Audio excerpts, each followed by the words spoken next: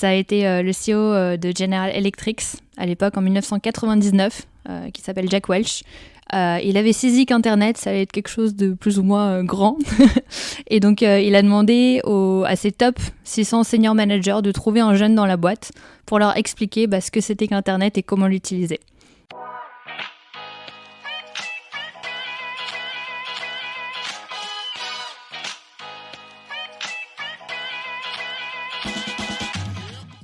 Bonjour Yeva. Bonjour. Est-ce que tu peux te présenter ? Alors, donc, je m'appelle Yeva, je suis fondatrice d'une boîte qui s'appelle Revolix, comme Révolution, Évolution et Génération Y et X, qui est spécialisée dans le reverse mentoring, c'est-à-dire qu'on intervient au sein de grands groupes et puis on crée des binômes avec un jeune natif digital et puis un senior qui est un peu plus expérimenté, dans le but qu'ils se mentorent dans les deux sens. Donc c'est une relation qui est vraiment win-win. Et puis à côté de ça, je gère aussi pas mal d'autres projets entre Paris, New York, San Francisco et Barcelone. Tous autour de l'entrepreneuriat et de l'innovation. Et dis-moi d'où t'es venue l'idée de créer Revolix ? Alors, ça a commencé grâce à une histoire personnelle, une expérience personnelle, car je suis partie à New York il y a 2 ans et demi pour habiter là-bas. Et j'ai rencontré Michelle Greenwald, qui est une femme absolument formidable. Elle est ancienne cadre Fortune 100 en marketing aux États-Unis. Et donc aujourd'hui, elle a plusieurs entreprises, elle enseigne dans les meilleures écoles, elle fait des TED Talks, elle écrit pour Forbes. Et donc à l'époque, j'ai aidé à mettre à jour son site web. Et comme ça, de fil en aiguille, en fait, on est rentré dans ce type de relation assez spéciale où elle commençait à me demander de plus en plus de conseils par rapport à mon utilisation de LinkedIn ou par exemple, pourquoi est-ce qu'il y avait, c'était la mode des cafés Starbucks qui étaient verts ou roses ou je sais plus trop quoi. Et donc, elle essayait de comprendre pourquoi. Et puis, elle m'a aussi demandé comment fonctionnaient les filtres Snapchat ou tu vois, des choses comme ça. Donc, à chaque fois, je lui répondais par rapport à ce type de questions. Et puis, moi aussi, forcément, j'ai énormément appris tout en la côtoyant parce qu'elle a 50 000 nouvelles histoires, une nouvelle rencontre, et nouveaux tips par jour. Et donc voilà, c'est comme ça on s'est dit qu'on allait s'associer, enfin, pas à titre professionnel, mais juste former ce type de relation où on se voit régulièrement, on s'envoie mutuellement des articles ou des news, des choses comme ça, et puis on échange de manière régulière pour s'enrichir. Et ça apporte quoi des collaborateurs dans une entreprise de pouvoir faire du reverse mentoring ? Alors ça apporte beaucoup de choses. Premièrement, pour les jeunes, ça apporte de l'engagement parce qu'aujourd'hui, il y a beaucoup de jeunes qui vont travailler dans une entreprise pendant 1 an, 2 ans, 3 ans, et puis ils vont en avoir marre parce qu'ils n'auront pas l'impression d'évoluer, parce qu'ils ne seront pas directement liés à des projets, parce qu'ils n'auront pas assez de reconnaissance ou peu importe. Et donc les reverse mentoring, ça va leur permettre d'être en relation avec des personnes qui sont assez haut dans la boîte, d'un point de vue hiérarchique, et donc qui vont pouvoir contribuer avec leurs idées par rapport à ce senior management et apporter un petit peu leur pierre à l'édifice. Donc ça, c'est du côté des jeunes. Pour les plus seniors, ça va leur permettre de côtoyer des personnes de la nouvelle génération pour mieux les comprendre, pour mieux prendre des décisions derrière. Et donc se rafraîchir un petit peu, devenir un peu plus cool peut-être en fonction des personnes. Et puis pour l'entreprise, ça va rapporter donc plus de rétention des talents, ça peut apporter des nouvelles idées innovantes et après on peut aussi toucher à des sujets comme la diversité et l'inclusion. Mais donc voilà, ça agit sur beaucoup de leviers. Est-ce que tu as un exemple précis à nous raconter de reverse mentoring qui a fonctionné, qui a apporté un changement au sein d'une entreprise ? Alors chaque relation est vraiment personnelle. J'aurais peut-être pas directement un exemple tout concret, mais je peux raconter l'anecdote de comment a été créé le reverse mentoring. Ça a été le CEO de General Electric à l'époque en 1999, qui s'appelle Jack Welch. Il avait saisi qu'Internet, ça allait être quelque chose de plus ou moins grand. Et donc, il a demandé à ses top 600 senior managers de trouver un jeune dans la boîte pour leur expliquer ce que c'était qu'Internet et comment l'utiliser. Et donc c'est comme ça que c'est parti. Donc c'était un ordre au début. Et puis les personnes ont échangé de plus en plus. Et puis maintenant on sait qu'Internet a beaucoup évolué depuis. Mais donc même si le reverse mentoring peut être utilisé principalement pour des sujets digitaux autour de la tech, il n'y a pas que ça à prendre au sein de chaque génération, enfin chez chaque génération, parce qu'on peut échanger sur des points de vue, sur des nouvelles tendances, sur des manières de vivre, des manières de travailler, le future of work, comment on imagine le futur. On parle un peu de Station F, où t'es incubé ? Yes, Tu me carrément. racontes comment t'es rentré là-bas et comment tu vis à Station F? Ouais, carrément. Alors, donc, à Station F, il faut savoir qu'il y a plusieurs types de programmes. Et chaque programme, donc, c'est soit des entreprises, soit des écoles qui ont un certain nombre de desks, donc de postes. Et puis, ils en font ce qu'ils veulent, dans le sens où ils mettent en place le type de programme qu'ils veulent, ils sélectionnent le type de profil qu'ils veulent, etc. Et donc, moi, je fais partie du programme Pépite Startup, qui est qui a été créé par le réseau Pépite, qui est le réseau des étudiants entrepreneurs en France, et puis la région Île-de-France, et le programme est piloté par School Lab. Donc c'est vraiment trois formidables acteurs.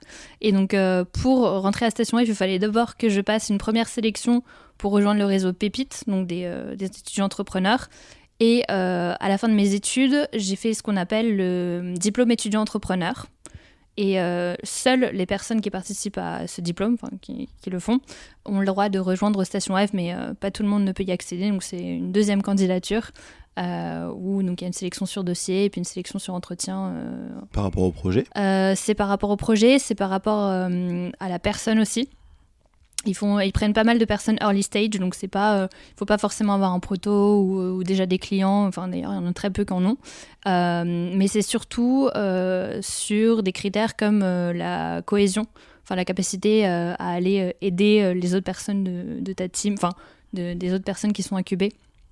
Et donc voilà, on est beaucoup sur l'entraide, sur l'esprit d'équipe et sur le réseau, enfin l'évolution ensemble. Et puis forcément la motivation aussi, et aussi un petit peu le projet, voilà. Mais c'est quand même plus dans l'humain. Et ça te plaît d'être à la Station F? Ouais, franchement, déjà l'environnement est super motivant. Moi je me souviens à l'époque, quand Station F venait d'ouvrir depuis peu, j'y allais juste parce que j'avais des potes qui étaient là-bas. Ils me faisaient des invitations pour l'après-midi ou quoi. Et donc j'y allais avec plein d'étoiles dans les yeux. C'était vraiment formidable. Alors j'allais à des conférences. Mais jamais de ma vie, j'aurais imaginé qu'un jour j'atterrirais là-bas, tu vois. Et ça t'apporte quoi concrètement? Alors, dans chaque programme de Station F, l'accompagnement, comme j'avais dit, est un peu différent. Donc dans le mien, déjà, c'est le fait d'être challengé toutes les semaines par ce qu'on appelle les programmes managers, donc ils vont essayer un petit peu de nous pousser plus loin, de nous aider aussi par rapport à nos problématiques actuelles. Donc il y a ça dans un premier temps qui est très très bien. Et puis aussi, je dirais, les personnes qu'on y retrouve, donc que ce soit celles de mon programme ou alors celles des autres programmes. Je pense que c'est... Enfin, moi, j'adore dans tous les cas rencontrer plein de gens, échanger avec eux et puis apprendre de chacun. Et je pense que c'est vraiment ce qui fait la force de Station F, c'est que toutes les personnes ont été sélectionnées, enfin déjà filtrées par rapport à un certain nombre de critères, ce qui fait que la plupart qui se retrouvent là-bas sont fondamentalement intéressés par l'innovation, par le monde startup, ils sont à fond, ils veulent changer le monde, etc. Donc il y a déjà un mindset qui est commun à tout le monde. Mais après, chacun c'est différent, chacun ses propres parcours, et le but c'est de tirer le plus la petite pépite de qui est chacun, si tu veux. Et ton programme, il dure combien de temps? Mon programme dure 6 mois. D'accord. Et là, t'en as combien de temps? Combien de mois? Là, il me reste 1 mois pile. 1 mois pile? Pile poil, ouais. Et du coup, après, tu vas te rechercher des bureaux? Alors, oui et non. Donc, moi, j'ai la chance de partir aux États-Unis en novembre. Donc, en gros, si mon programme se termine mi-octobre, et puis en novembre, je vais partir passer 2 mois aux États-Unis. Avec ma mentor. C'est bien. Donc ça va être très très cool. Et puis après, je prévois de revenir à Paris en janvier, février. Et à ce moment-là, écoute, on va voir est-ce que je repostule. Parce que en fait, il y a tellement de choses qui peuvent changer en 1 mois ou même 1 semaine que je peux pas tout prévoir. Donc certes, j'ai quelques plans pour janvier, mais ça se trouve, je vais me retrouver mais totalement à l'opposé de ce que je voulais faire initialement. Donc T'as pivoté combien de fois dans ton projet jusqu'à maintenant? aucune fois. Aucune fois? Non. Bravo, c'est rare. C'est tellement rare. Ouais, écoute, après, c'est l'approche un petit peu qui a changé, dans le sens où, le focus, si tu veux, mais fondamentalement, la mission et la vision est restée la même depuis le début. T'as aussi fait le programme en ligne de White Combinator? Yes, j'ai fait le Startup School. La Startup School. Tu vois, Combinator, donc c'est 10 semaines où tu retrouves entre 3 et 4 heures de contenu vidéo par semaine sur la startup, sur comment créer un projet de startup. Donc tu commences au stade d'idée et puis à la fin des 10 semaines, idéalement tu vas aller chercher des fonds. Donc après, dans la vraie vie, ça se passe pas aussi rapidement. Mais bon, le but est que de balayer un petit peu tous ces sujets. Et puis, ce qui est très très cool de ce qu'ils font en parallèle, c'est que tu as plusieurs milliers de personnes qui participent à ce programme de 10 semaines. Et chaque semaine, tu vas être mis en groupe avec entre 4 et 8 personnes qui vont qui vont te présenter leurs projets et toi aussi tu représentes tes projets. Et donc c'est en fait comme des scrums si tu veux. Et chaque semaine c'est un petit groupe différent. Et donc chaque semaine tu présentes ta boîte et tu partages un petit peu le challenge auquel tu fais face en ce moment. Et puis les personnes qui peuvent t'aider peuvent te donner des conseils. Donc il y a beaucoup de richesse chaque semaine qui passe. Et puis tu te fais un réseau aussi, donc c'est pas mal. Parfois il y a des personnes qui sont en Inde, parfois il y en a aux États-Unis, il y en a à Paris aussi, en Allemagne. Enfin, c'est vachement divers, quoi. C'est pratique si tu veux te lancer à l'international. C'est pratique, oui, tout à fait. Est-ce que tu te considères comme slasheuse ? Oui, on peut dire ça comme ça.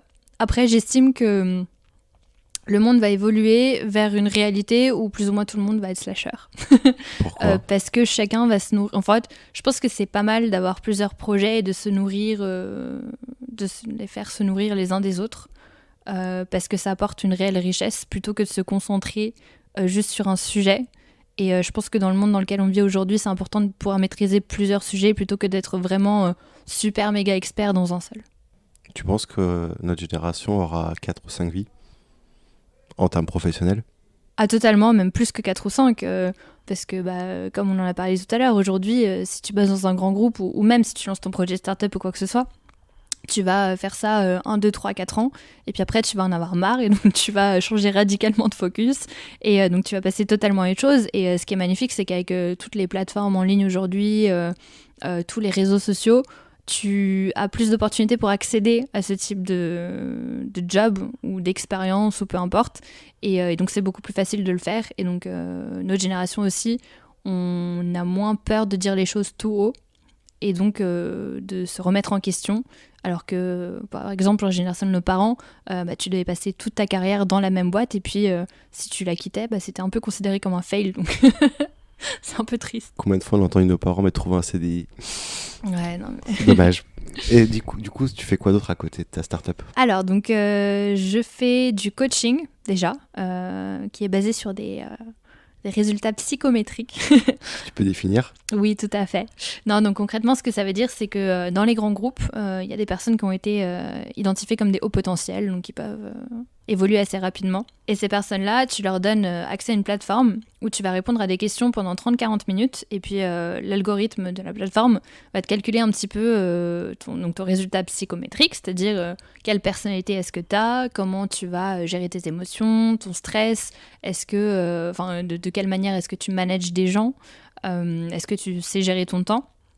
Et donc en fonction de ces choses-là, t'as pas mal d'infos qui viennent à toi sur l'écran. Et puis la plupart des personnes qui font ce test, elles préfèrent quand même s'entretenir avec un coach, donc comme moi, pour leur débriefer un peu leurs résultats et les analyser, et puis leur poser aussi des questions un peu plus poussées par rapport à leurs projets futurs de leur carrière, et puis aux compétences qu'ils souhaitent développer.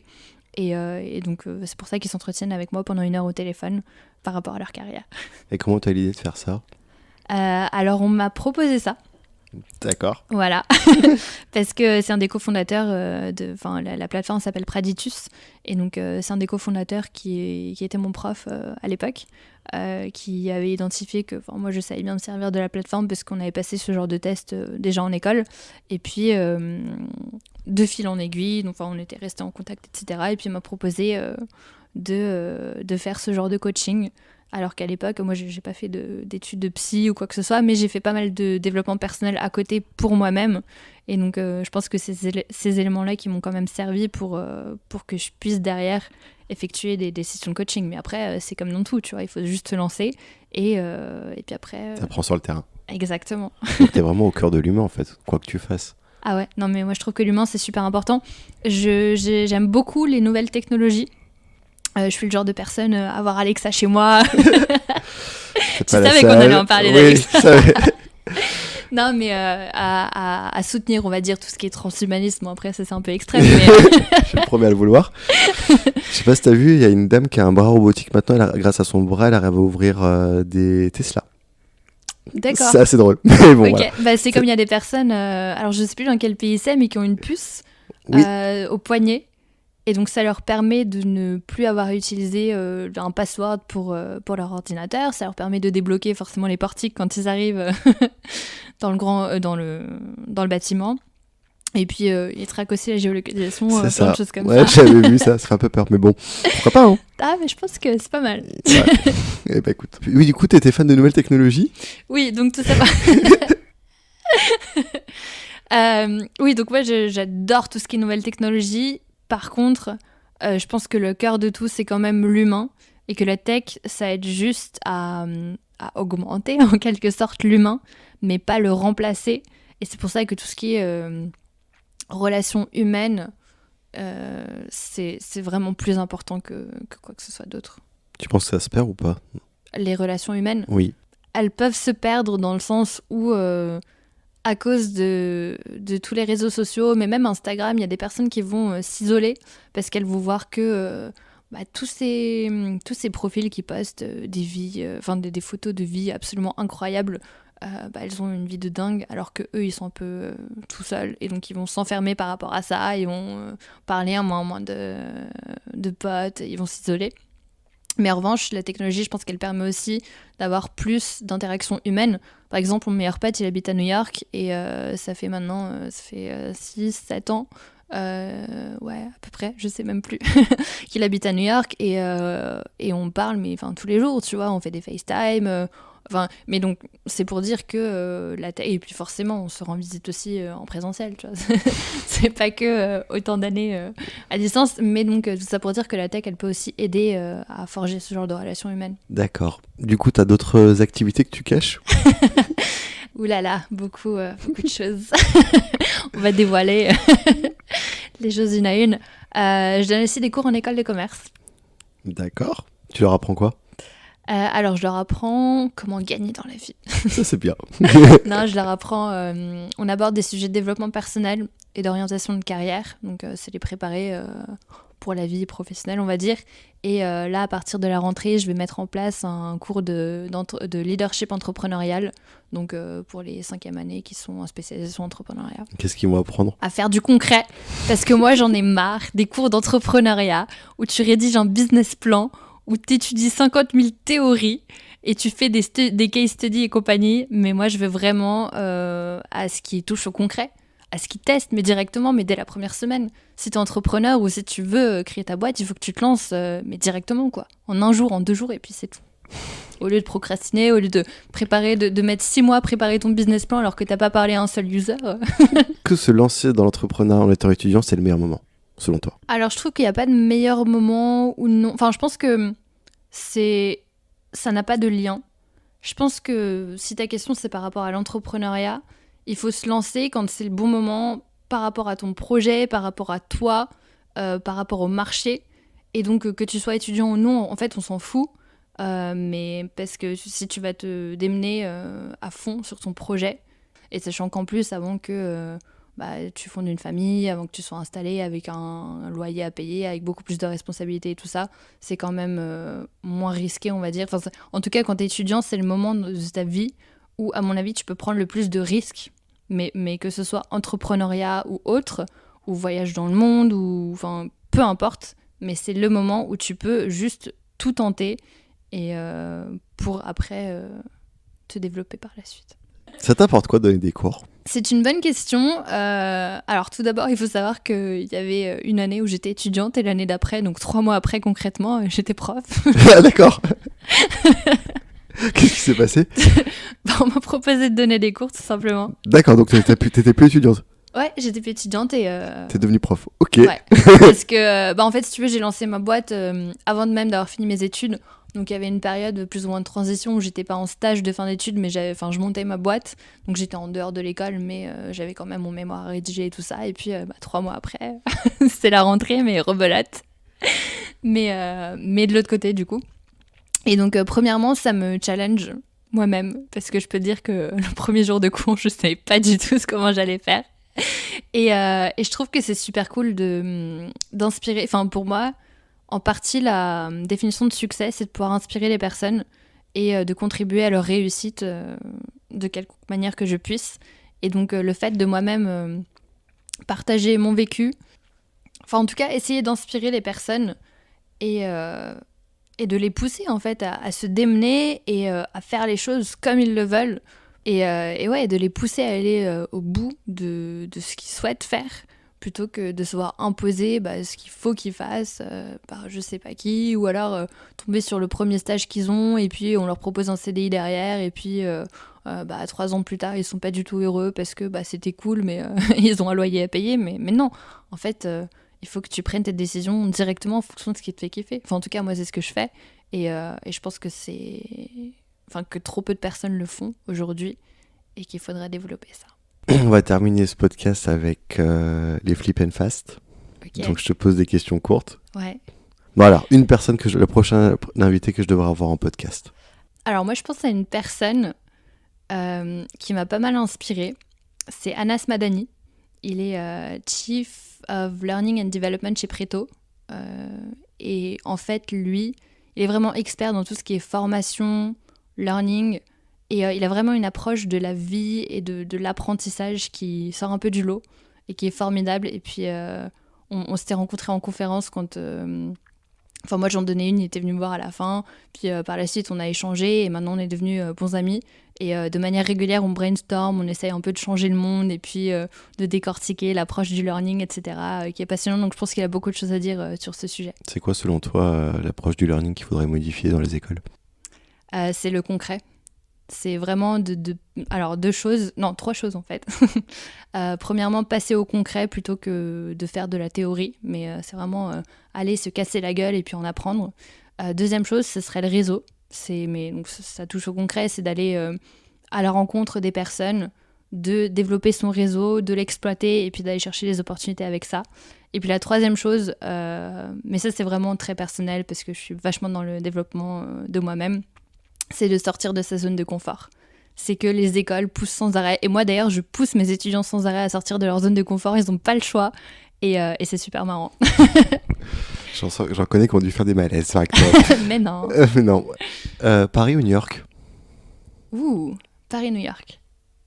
Les deux ? Les deux. Des allers-retours. D'accord.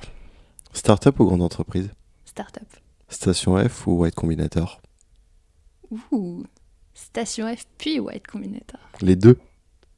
Les deux. Donc tu conseilles à n'importe qui de faire les deux si c'est possible ? Ah, totalement. Dans tous les cas, il faut saisir toutes les opportunités. Et tu regardes ce qui t'apporte le plus ou le moins, mais...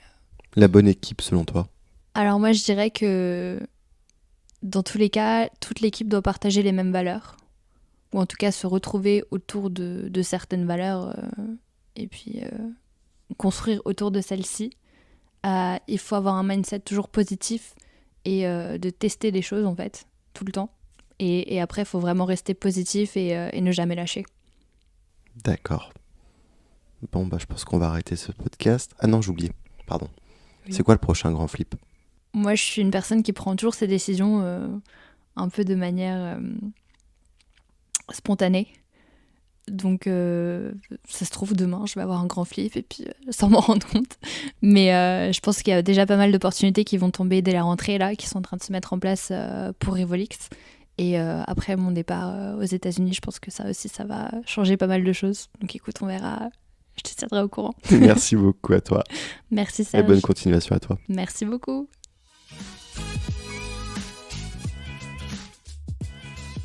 C'était Flip. Si vous avez aimé, n'hésitez pas à liker, partager et commenter. Et vous, le grand flip, c'est pour quand ?